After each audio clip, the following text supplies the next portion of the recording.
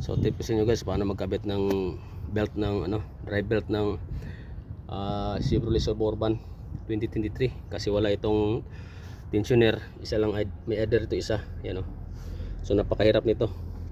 So gamit na kayo ng 24, ikutin nyo doon sa baba yung pulley, tapos ito ipapakain mo ito dito, tapos sabay ikot-ikutin mo hanggang sa pumasok ito dito kasi wala itong adjuster or tensioner.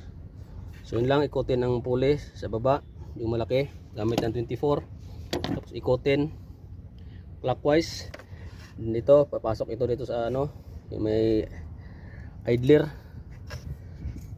So yan, ayan papasok na yan. Right baby.